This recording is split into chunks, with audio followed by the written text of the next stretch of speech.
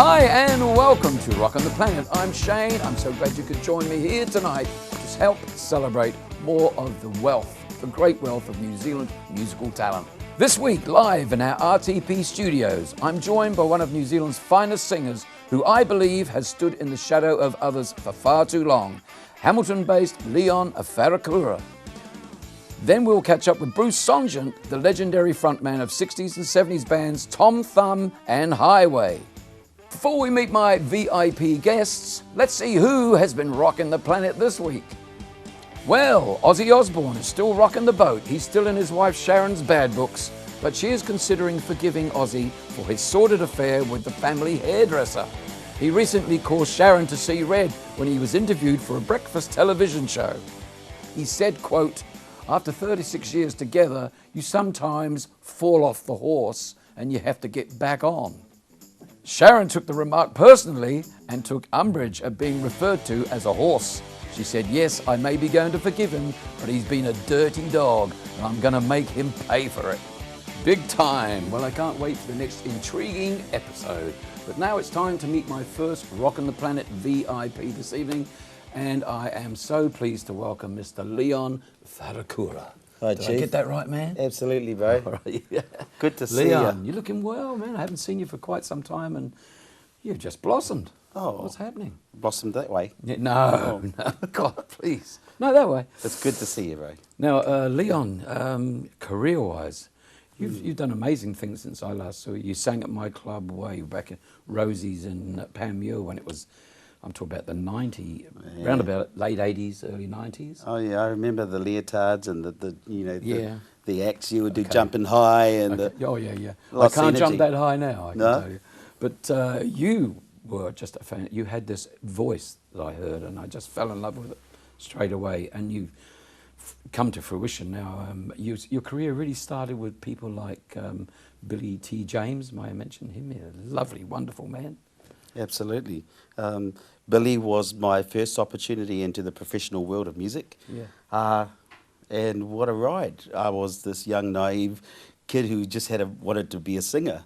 Yeah. And Billy was the man that said, come and take a look at my space. And then 3 years later, I was still on his stage doing BVs, doing the skits for his live shows. You would remember Trillo's. Yeah, Trillo's, yes. Trillo's down here in downtown. Right. And so, yeah, you know, I'm very grateful for And that. you would have learned a lot during those years from Billy himself. Yeah, on and off stage. And well, what goes on tour stays on tour. Yeah, You learned that you're one, I'm right. sure. You're Billy would right. have told you that one. Yeah. Was he easy to work with, Billy, just out of curiosity? He was the most unassuming man I've met. Yeah, as an entertainer, you know, for a young 17-year-old to be in his presence, you're kind of in awe with the talent that he was at that time. His own television show, he had booked out shows around the country. Yeah. We travelled to Expo in Brisbane in '88 to represent New Zealand, and all this lifestyle was new to this 17-year-old, so I was kind of a bit starstruck. Yeah. But what I did learn about him was when he was off stage, he was so unassuming. He could sit in a corner, be the humble uncle, be the doting father to his daughter Cherie, and he just made us all feel like a whānau, a family. But and you've got another very special relationship with the music business, and that was that your uncle was Uncle Dal to you, and we're talking about the late, great Dal Vanius, who had wonderful hits and wrote for the Hawera Maori Club, is it? The Pātea Maori Club? The Pātea Maori Pātea Club, Maori yeah. Club. Now, he was a very talented man too. Do you learn much from him? Did you work with him? Uncle Dal was the uncle that would travel to Auckland from Pātea and Hawera, call into Huntly to Mum's house, have a cup of tea, say, "Hello, boy, I'm watching you, I'm watching you." Keeping an eye. And that's exactly what he did throughout his life. He watched Mum, said, "Oh, my boy's got the music in him, so I think he's heading your way." And right to the time, actually to the month he died.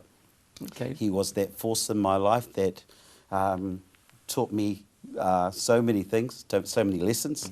I would be the designated driver to drive him and the chihuahuas around, Oh, the Chihuahua. I around the remember country. those Chihuahuas. But the interesting thing about these drives, the different drives, were that he would share these little pockets of life, I guess, lessons with me. And I remember him saying to me, you know, nephew, you have a choice. You can either go through life with your blinkers on, or you can turn on the, you know, full beam. So what's it going to be? You know, things like that. I remember him being fearless at a time where Māori music was not really on the airwaves, and still to this day the only man to actually get a te reo song all the way to #1 and stay there. And here we are, like 83 it came out, here we are now 2016, and the release of Poie, the movie. Yeah, at last. The movie, you know, was just showcased at the opening of the International Festival. Right. And it's all down to Dalvanius. I mean, he would be looking down so proud. Yeah, I'm glad. As I know that the family are back in Patia proud. Fantastic. So lucky me. You're lucky you were. You were surrounded by geniuses. Lucky me. You had no options but to be great yourself. It was never the pursuit. No. You know, for me, it's simply this. At this age, knowing what I know now, it's simply this. Bring the joy. Yeah. Bring the joy, give service, and bring hope to the next generation of upcoming entertainers. Now, taking it all in, I've got to ask you, you didn't mention Huntly just before. Now, you're a Huntly boy by birth? Born and bred. You're born and bred in Huntly. Yeah. And your father, your family, all living there. Your father, what, was in the mine? My dad was in the mines. My dad was a huge influence on my musical career. As a kid, he was a guitar man, a sax man, and when we would go on our family road trips, there would be a 3-part harmony session happening in the front seat of the van. Oh. So my mum's on one side, I'm in the middle, and Dad's driving, and we would sing classic songs like "Don't ever leave me lonely, tell me you love me only." Songs like that, you know, that was the era. And we would, Mum would take the lead because Dad had an ear, and I would find the other harmony. And that's where my love of harmonies and music, I think, started. I was the kid who would sit in front of the stereo with the 45s and the 33s, listening to greats like the Stylistics and the Platters. But you were listening to the harmonies, not and listening to the harmonies. So when I did get to become a professional, I came in from a harmony angle to be a BV for Billy. And I think actually coming in that angle teaches you about using your ears and you know, to really hone in on the craft of singing. Well, there is, because a lot of lead singers, you can say, can you do a harmony on this? And they'll go, and they're lost. A lot of guys can't find a harmony. They're great lead vocalists, you know, on the tonic, but they don't know the harmonies. And I agree. I agree. I think playing an instrument helps too. If you, and for me, it was the piano at 7 years old, so I could quite easily find the first, the third, the fifth, and then graduate to the ninths and the sevenths, and then stack your harmonies. So one of the things I do at the moment is every now and then the wonderful Annie Crummer calls me, and I just had to sing with her a couple of weeks ago. It was totally impromptu. She did. I actually saw that on YouTube. Oh, you saw that? I saw it on YouTube. I was sitting there as a guest, actually just going, what a yummy, and then, you know, and as she does. Next thing you're up there. But what she taught me and what she continues to teach me is that every person who is adding their vocal into a track holds a piece of that, holds a piece of the success of that song. Yeah. You know, and that right down to the detail of how long, how breathy that note should be, down to the how long you were going to hold that note for, when to fade it, when to grow the note. And that's what I love Annie for. I think that she is phenomenal. She is. And I think because she pays attention to detail is the reason why she is still at the top of her game. Is. Yeah, she's doing great. Who she is. They're out there doing it. And love you, Annie. Annie, listen to this. We had her on the show, actually. Lovely lady. I love her, yeah. And like you say, great vocalist. Yeah. I think we as vocalists need to tell the story first before we start worrying about how jam-packed the composition is. Make it. Exactly. And you know, today in this musical landscape, it's all about touching the listener, as opposed to, I'm not knocking the musicianship. No. of those who like the intricacies of jazz and stuff. But at the end of the day, for a vocalist anyway, it's about what story you're telling and the emotion that you're giving it, you're delivering it with, right? Yeah. Well spoken. And we've got a great song here that you have delivered, and I absolutely love this song. It's from your album Chameleon, which is very clever. Chameleon. I love it. A great title. This is your second CD, but the song called You're the Reason. You wrote this yourself. It's a beautiful song, and this is another song. It's one of those songs, it's simple, it's well structured, it just flows along lovely, and you sing it. The minute I heard you singing it, I was singing along with you, and that is the secret. So I'm going to get everyone to have a good listen to this. You're the Reason. Here we are, Leon's song from his album Chameleon, Leon Wharekura. For every smile you bring to me, discernment my similarities, for loving me unconditionally, I am yours. You're the reason in my world. I wanna smile, I wanna sing. You're the only one who makes me feel this way.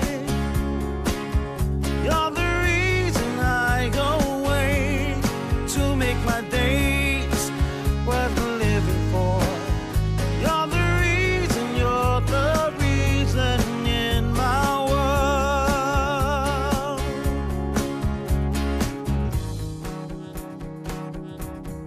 It's in the charms that you display, the open arms you bring each day, assuring me, baby, it's okay, it's okay.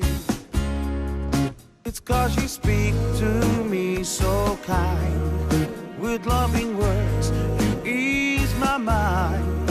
I never thought I could ever find true love. You're the reason in my world. I wanna smile, I wanna sing. You're the only one who makes me feel this way. You're the reason I go away to make my days worth living for. You're the reason in my world. You're the Reason. What a beautiful song, Leon. See, I was humming it. Whoa, you're the reason. I just love it, and it's so casual. I love the way that you approach the video. Guys will sit in there. It's lovely when the musos are sitting around you doing it. Yeah, there was shot in the old York studios. Is that where it York was? I was Street, looking yeah. and thinking, where is that? But it's, because the brickwork sort of gave it away a bit. No longer there, No, all gone, yeah. Anyway, York Street Studios, yeah. Well done. Can I just say before our minutes run out, Yes. though, that the pleasure is mine to sit with you tonight. I've known you since my early days when I first started. In fact, I think you gave me some opportunities back at the old Rosie's. Yeah, Rosie's and the talent quest that you would run with Susie and have Susie sitting there. We're talking, Suzanne Lynch and all those friends, Dinah Lee. I just saw she just was recognised the other night. Yes, I was going to mention that later in the show. Thanks, Leon. Yeah, I mean, I love She's Dinah's actually our stuff. classic clip. Really? Yeah, this week. Or am I giving away secrets, bro? No, Sorry. don't worry, we'll get there. I'll just drink the wine. Yeah, you drink the wine. Yeah. But I thank you for that. It's lovely, and it's been a real pleasure catching up with you after all these years. And you've been so busy. I hope it keeps up for you, because I know you've got a lot of other things in the works at the moment. You're just twigging around in the brain there. It's all coming to fruition. A new album, new CD, and the songs and everything else. So when you get that CD completed, get back down here and we'll play another track from the CD, okay? Thank you for your influence. And thank you for this opportunity, brother. A real pleasure. God Thanks, bless. Leon.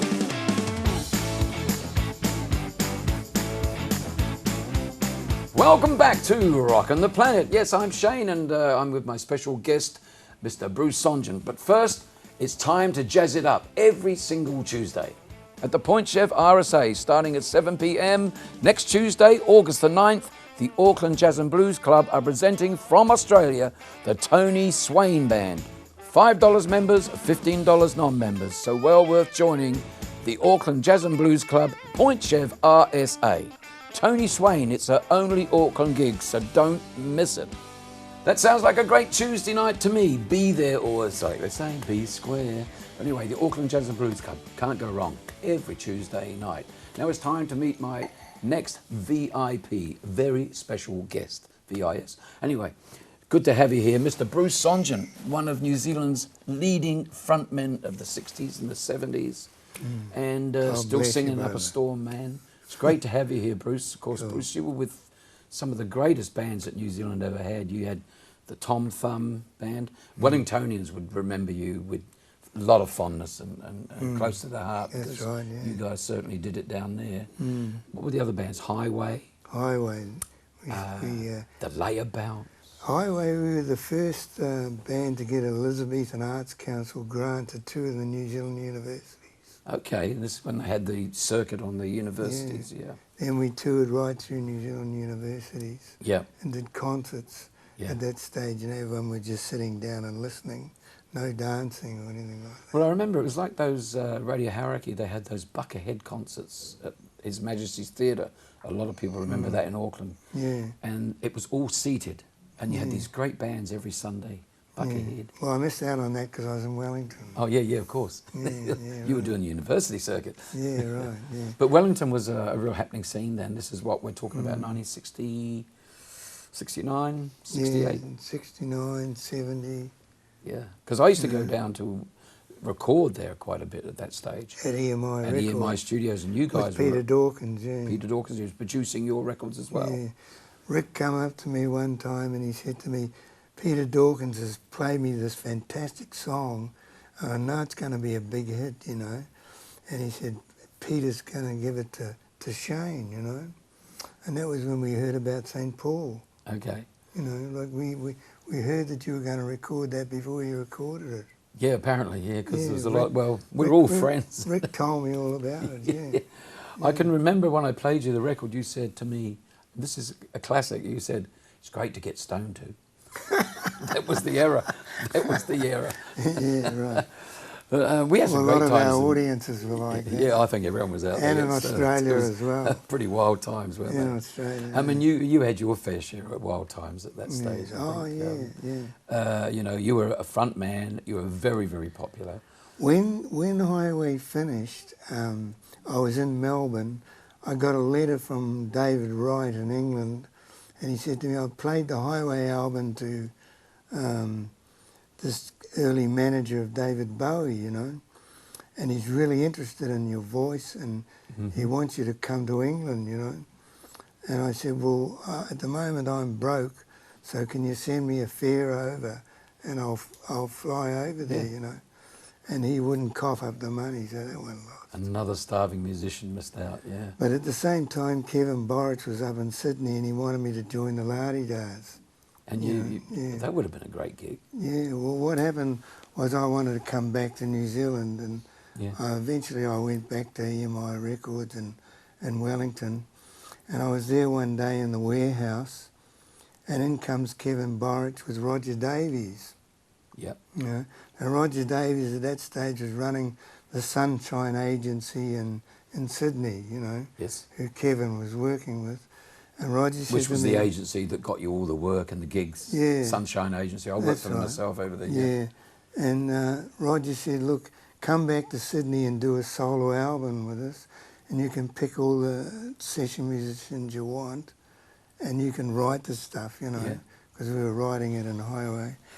And I said, oh, I don't really want to go back to Australia at this time. No. So not long after that, I heard Roger Davies went to Los Angeles, and he found Tina Turner. And Tina Turner had just come from a very bad marriage to Ike. She was pretty down and out. And she was living in a motel or something. And for free. And Roger Davies said, you know, like, I'll manage you and I'll fix you up.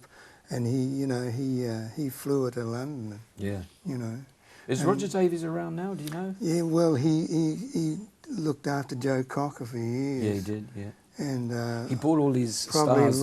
right up to when he died, I think. Yeah, people that fell on Yeah. hard times, like Tina, Yeah. like Joe. At one Yeah. stage, they had a hard time. He brought them back and really, And illuminated their in careers Tina again. Turner's book, she mentions Roger Davies and that rescuing her. So that's what happened to me after the end of Highway. So you missed out on the rescue, mate. Yeah, right. What a so, shame. yeah. And you wanted to come back to New Zealand, and because Yeah, Highway was a great band. Yeah, and we started in Wellington. It was Jim and Phil that started it because they went to school together. See, Yeah, Jim and Phil. This Pritchard, Is, that's Phil Jim Pritchard, who Laurie. became one of Human Instinct. Yeah, and Jim Laurie, who worked with Hammond Gamble. Yeah, Hammond and Gamble. Street band, Talk yeah. and the Pink Flamingos Yeah. with Dave McCarthy. Yeah, we actually formed Highway to go to Australia, not to play in New Zealand. Yeah, We didn't even mean to do this CD. yeah. I'm going to show that in a second, Yeah. but there it is. We There's didn't the- mean to do that. We didn't fabulous mean cover. to even tour the universities. All we wanted to do was we rehearsed for 6 months and wrote all these songs, and we were going to go over to Melbourne or Sydney. You know, we hadn't made up our mind at that stage, and. But you ended up in Sydney. Yeah, well, we had a base in Melbourne. Oh, sorry. You okay? But we used to drive up to Darcy, our roadie, used to drive us up to Sydney. Yeah. And we did the Checkers Lounge. Yeah. You don't mind me mentioning there was a lot of drugs around and a lot Oh, of yeah, lot of happening. LSD, I mean, they yeah. were in front of LSD and all that sort of Yeah, thing. So that was correct. you yeah. must have reached a stage where you just said, "I've had enough of this. I've got to get away from this." Well, that's why I come back to New Zealand from Yeah. Australia. I wanted to straighten out and get away from all that. Yeah. And I was going to, with Alan Galbraith, he'd come back from England at that stage. And Producer Alan Galbraith. yeah, Bruce Ward come back. Did you just want to settle down for a while? Is that when you met Rain and got married, or? No, I started met to- Lorraine when I come back to Auckland again. The lovely Lorraine, I may And add. yeah, right. You've known her for years Yeah, I as mean, well. eh? I knew her when I first joined the Pleasers in 1965. Yeah, Now, she was a big you've fan married of this the woman Pleasers, and yeah. You're still with her. How many years have you been married now? Oh, we've known one another 50 odd years. We've been married since 1990. We didn't get married for a long time. We just lived together, which was a bit How dare you, Bruce? bit Living in sinful, eh? sin. And you're such a God-fearing young man. Yeah, right. yeah. Well, the nice thing is that you have found the Lord, and Yeah, I well, mean, that's there's correct, nothing bad about I go to that, but- Hukahu Bay Church, where Yeah. Evan Silver sings and Yes. writes all the hymns. Like I did a Christian CD as well. I didn't bring it along tonight, but I wrote it all, produced it, mixed it, Yeah, and I did it with Michael Donnelly, you know. yeah. Mike Donnelly, who From- owns the studio. Yeah, Don't ask me. he the name of the doesn't own studio. it now. Montage. Montage Studios. Yeah. Yeah. So he Yeah, produced Dave it. Dobbins got it now. Oh, okay. Yeah, he bought the house and the studio. Now, do you, when you look back over all this musical adventures, basically, and pretty crazy times you had, do you feel? Do you look back now and say, "Oh, any regrets?" About your career and so on. No, not Would really. you do it all again? I would do it all again, yes. I definitely do. Even that. those bad bits, those Yeah, even the dangerous bad bits. Yeah. the party I bits. had the bad bits and I had the good bits, but that's part of life, isn't What it? would be you the know? most outrageous thing you can remember being on the road with the guys and that? I mean, because we're all pretty crazy at that time. Yeah. Had some good times. I can remember in the layabouts, we're in Christchurch, we're in this house. It was freezing cold, you know, what Christchurch gets like in the winter.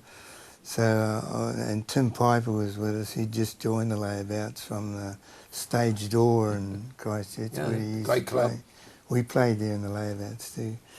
And we were really cold, so we thought what we'd do was we'd get an axe and chop up the furniture and put it in the fireplace and use that to warm ourselves up, And you did. which was a bit outrageous, eh? That's pretty outrageous. What'd you do for a table tomorrow? Oh dear, we've burnt it. Well, look, it's been one hell of a highway, as you say, and the band was fantastic. And I've got a clip here from 1971 when you arrived in Australia and you were playing at a TV This is show Hit there. Scene in Melbourne. Yeah, now what and was it was the on song? a Tuesday night. Yep. And the song was New Day, New Day. which we wrote in Wellington before we left. Okay, well, and Bruce, it's on the CD. we're going to take a listen to it right now. It's on the CD there. Okay, Right. I'm glad it's on there. Here it is, Highway with New Day. When I see the morning sun, look out on a brand new day. When I feel that beam of light, another world is full of life, and I'm coming to my trail song new. And I'm here now, I'm big and high.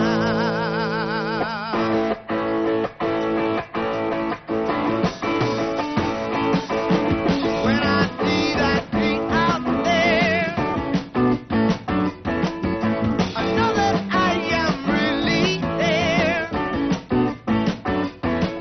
I feel I'm born again today. New Day, yes, Highway. And Bruce, I've got to say, man, you look the part. I love the hair. Wow. And boy, were you eating? You were just like a bing bong, so tiny.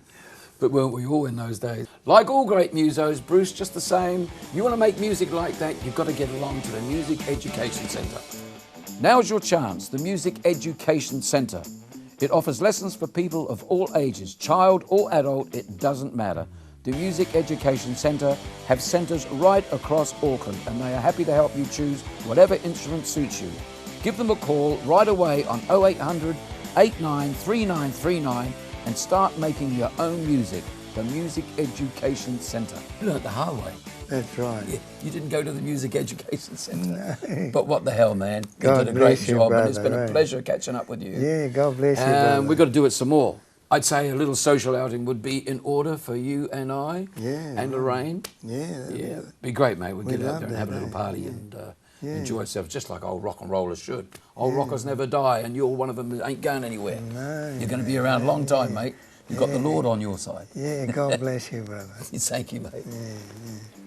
Well, that's our show for this week. I'd like to say thank you once again to my very special guest, Mr. Leon Wharekura, and of course the legendary Bruce Sontgen. Don't forget, we'll be here same time, same place. So until then, just keep on rocking.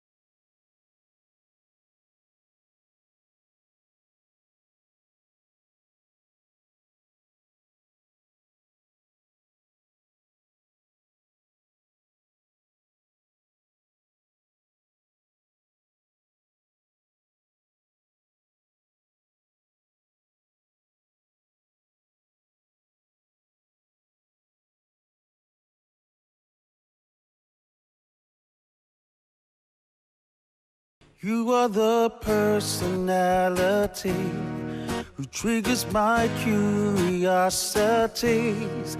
There is no place I'd rather be than with you. For every smile you bring to me, the sum in my similarities, for loving me unconditionally, I am yours. You're the reason in my world. I wanna smile, I wanna sing. You're the only one who makes me feel this way. You're the reason I go away to make my days worth living for. You're the reason in my world.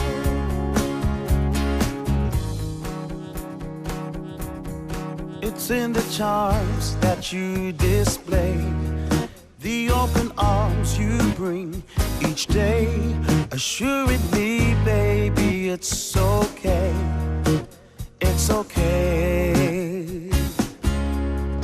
It's 'cause you speak to me so kind, with loving words you ease my mind. I never thought I could ever find true love. You're the reason in my world. I wanna smile, I wanna sing. You're the only one who makes me feel this way. You're the reason I go away to make my days worth living for. You're the reason in my world. You're the reason in my world. The only reason in my world. You are the reason.